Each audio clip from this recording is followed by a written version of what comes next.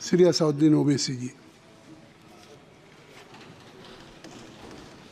शुक्रिया मोहतरम चेयरमैन साहब, आपने मुझे बोलने का मौका दिया।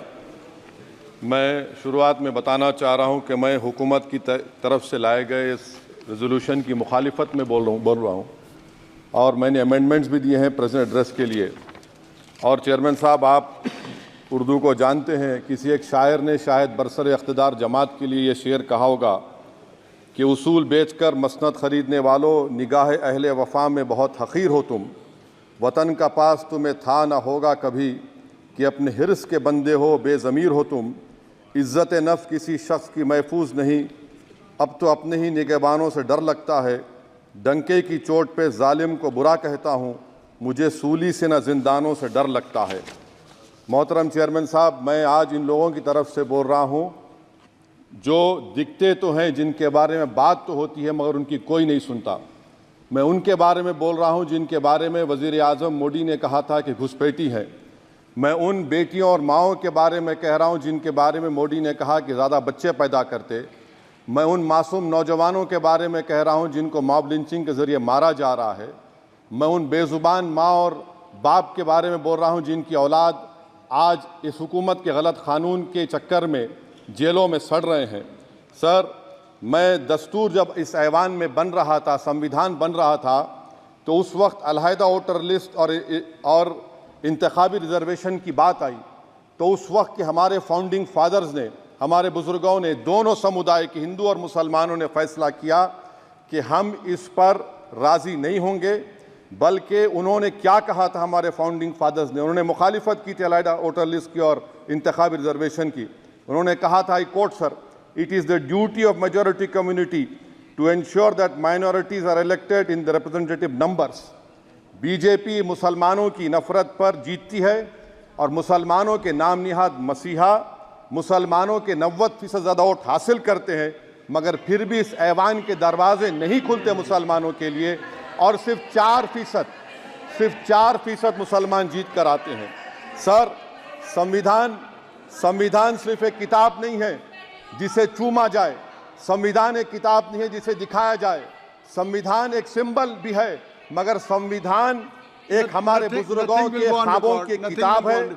हमारे जमहूरियत को हमारे बुजुर्गों ने इस तरह समझा, हमारे फाउंडिंग फादर्स ने इस तरह जमहूरियत को समझा कि इसमें हर समुदाय और मजहब और समाज के मानने वाले लोगों की राय को शामिल किया जाएगा इस मुल्क को चलाने के लिए। मगर इस ऐवान में सिर्फ 4% मुसलमान जीत कर आते हैं। मैं संविधान से जो मोहब्बत के दावे करते हैं उनसे कहूँगा कि कभी उठाकर पढ़ो कॉन्स्टिट्यूएंट असेंबली डिबेट्स में कि नेहरू ने, H.C. मुखर्जी ने, सरदार हुकुम सिंह ने माइनॉरिटीज़ के बारे में क्या कहा था। सर, वतन अजीज़ का मुस्तकबिल कैसा होगा जब बीजेपी मुझे गायब करना चाहती है और दीगर हिज़्ब इख्तिलाफ की पार्टियां के लिए मेरा वजूद सिर्फ वोट डालना और अपनी खबर में जाकर सो जाना है। इसीलिए आप देखते हैं कि समाजी इंसाफ है सर कि 4% मुसलमान जीत कर आते हैं। सर, इस ऐवान में ओबीसी समाज के एमपी अब अपर कास्ट के एमपी के बराबर हो चुके हैं। ओबीसी समाज के एमपी अब अपर कास्ट एमपी के बराबर हो चुके हैं और 14% मुसलमान सिर्फ 4% जीत कर आते हैं। CSDS का डेटा ये बताता है कि इस मुल्क में जो वोट बैंक है, जो एक मुश्त वोट डालता है, वो अपर कास्ट का है। मुसलमान का कभी ना वोट बैंक था ना कभी रहेगा। सर, 4 जून के बाद 6 मुसलमानों की मॉब लिंचिंग हुई। 11 घरों को मध्य प्रदेश में मोदी के बुलडोजर ने निस्तो नाबूद कर दिया। हिमाचल प्रदेश में एक मुसलमान की एक दुकान को लूट लिया गया और हिज़्ब इख्तिलाफ की पार्टियों की तरफ से सन्नाटा है।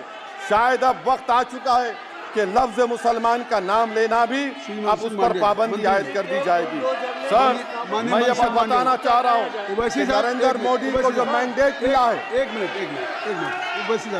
आप लोग बैठ जाएं, कृपया आप लोग बैठ जाएं। श्री मनसुख मांडविया जी, आप लोग बैठ जाएं, कृपया माननीय सदस्य बैठ जाएं। श्री मनसुख मांडविया जी, मनसुख मांडविया जी, कृपया आप लोग बैठ जाएं। अपने प्रारंभिक आप लोग बैठ जाएं। आप लोग बैठ जाएं। माननीय सदस्य ने अपने प्रारंभिक भाषण में जो शब्द प्रयोग करा है उसको ऑथेंटिकेट करा जाए। और अभी उन्होंने उल्लेख करा कि मोदी के बुलडोजर ने वहाँ मॉब लिंचिंग करा है उसको भी ऑथेंटिकेट करा जाए। निश्चित तौर से इसको ठीक है। उवैसी साहब जब भी कोई बात नहीं सर, आप चेयर पर बैठे हैं जी, इसलिए आप मंत्री जी को पेट में दर्द हुआ, माशाल्लाह, शुक्रिया उनका। नहीं, तो सर मैं ये मंत्री की जवाबदेही है अरे ये नहीं, मंत्री इससे बुरी बात क्या है? पेट में दर्द हो सकता है, वो दर्द ये सब ठीक अच्छा है। दर्द हुआ, चलिए दर्द हुआ, दिल का दर्द हुआ। तो सर, जो नरेंद्र मोदी को मैंडेट मिला है वो सिर्फ और सिर्फ मुसलमानों की नफरत पर हिंदुत्व की वजह से मिला है। I would like to say it is not Modi's in dock but every single person voted him despite his anti Muslim voice. And I would like to tell the opposition parties, this is not a moral victory for you, this is a victory of majoritarianism. Everyone should contemplate and do introspection. Why is it that the OBCs and the upper caste are getting their due representation? Why are the Muslims not getting? Are we here only to vote for you and not to get elected? If that is the case, please tell us that we are only here to vote for you. Sir, आज भारत के आधे नौजवान बेरोजगार हैं और रोजगार की तालाश, बेरोजगारी का आलम यह है सर कि मोदी सरकार के 5 साल में 75 लाख एस्पिरेंट्स की जिंदगी बर्बाद हो गई, 6 पेपर लीक हुआ।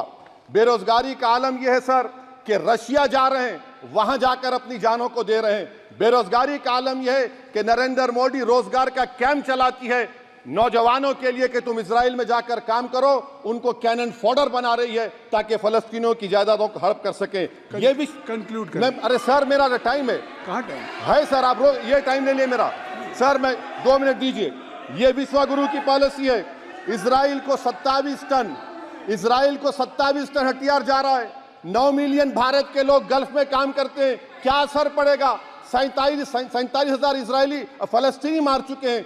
क्या है हमारी पॉलिसी सर? क्यों हथियार दे रहे हैं सर? नस्लकशी हो रही है। सदर जमहूरिया के खुतबे में राष्ट्रपति के सर, मैं उसी पे बोल रहा हूं सर, उसमें लिखा हुआ है फॉरेन पॉलिसी के ऊपर, आप पैराग्राफ नंबर 25 देख लीजिए। सदर जमहूरिया में सैचुरेशन अप्रोच है।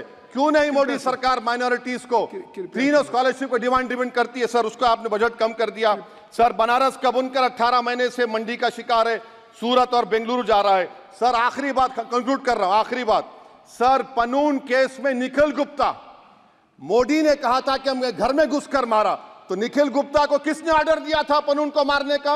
अगर नहीं दिया तो उसको बचाइए, और अगर दिया नहीं तो फिर उस पर पीएमएलए क्यों नहीं लगाते? और सर समाप्त करो, कमेटी बनाई आपने, उसका क्या हुआ सर? हम एससीओ को नहीं जा रहे सर। मैं आपको बता रहा हूं कि मैं अपनी इस तकरीर को टीपू सुल्तान की नजर, सुनिए सर, अब हो गया खत्म कर रहा हूं सर। मैं अपनी तकरीर को टीपू सुल्तान के नजर कर रहा हूं। ये टीपू सुल्तान की फोटो है, क्या आप इससे भी नफरत करेंगे सर? ये संविधान में टीपू सुल्तान की फोटो है जिस पर वल्लभ भाई पटेल ने साइन किया, श्यामा प्रसाद मुखर्जी ने साइन किया। ये आपकी नफरत है सर। आखिर में मैं अपनी बात को खत्म कर रहा हूं इस शेर पर कि क्या दिन दिखा रही है सियासत की धूप छांव।